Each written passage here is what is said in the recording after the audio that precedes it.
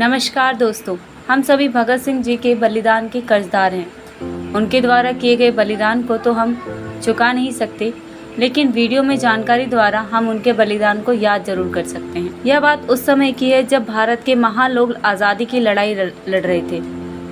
भगत सिंह ने काफ़ी कम उम्र में देश के लिए बलिदान दिया। भारतीय स्वतंत्रता आंदोलन में कुछ तारीखें ऐसी हैं जो वैसे तो क्रांतिकारी घटनाओं से संबंधित हैं, लेकिन उनका भारतीय इतिहास में अपना ही महत्व है। ऐसी ही एक तारीख है 8 अप्रैल 1929 की, जब भगत सिंह और बटुकेश्वर दत्त ने सेंट्रल असेंबली में बम फेंककर अपनी गिरफ्तारी देकर ट्रेन में देश सहित ब्रिटेन में हलचल मचा दी थी। वैसे तो यह एक क्रांतिकारी हिंसात्मक गतिविधि लगती है, लेकिन दरअसल यह भगत सिंह की दूरगामी योजना का हिस्सा थी, जिसमें भारत के युवाओं के मन में देश प्रेम की भावना का संचार करना प्रमुख उद्देश्य था।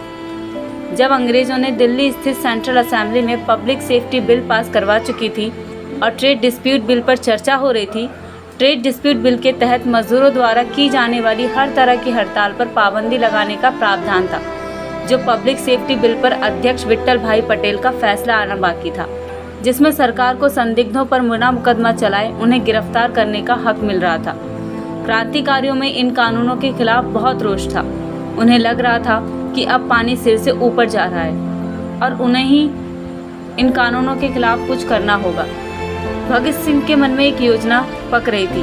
वे समझ चुके थे कि क्रांतिकारी संगठन को हिंसा के सहारे आगे बढ़ाना मुश्किल है, लेकिन देश के युवाओं को क्रांतिकारियों की भावनाओं से जोड़ना होगा।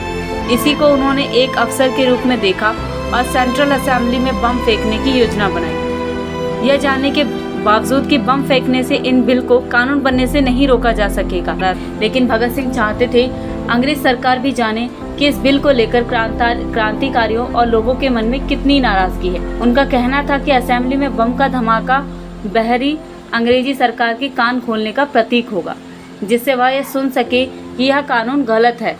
जब भगत सिंह और बटुकेश्वर दत्त ने असेंबली में 2 बम फेंके तो उन्होंने इस बात का खास ख्याल रखा कि किसी को कोई नुकसान ना हो।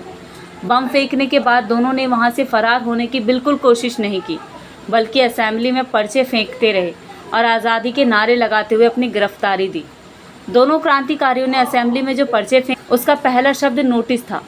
इसके बाद उनमें पहला वाक्य फ्रेंच शहीद अगस्त वेला का था। बहरों को सुनाने के लिए विस्फोट के बहुत ऊंचे शब्द की आवश्यकता होती है।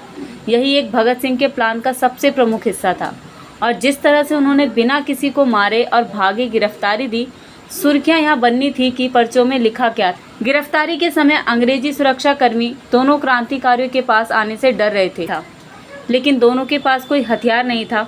मुकदमा चला तो उस दौरान अंग्रेजों ने कुछ गवाह ऐसा पैदा करने की कोशिश की जो कह सके कि गिरफ्तारी के समय भगत सिंह के पास पिस्तौल थी, जिससे कि दोनों क्रांतिकारियों को बड़ी सज़ा मिल सके।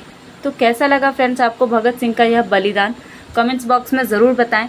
चैनल पर नए हैं तो सब्सक्राइब करें हमारे चैनल को ऐसी ही और इन्फॉर्मेटिव वीडियोस के लिए।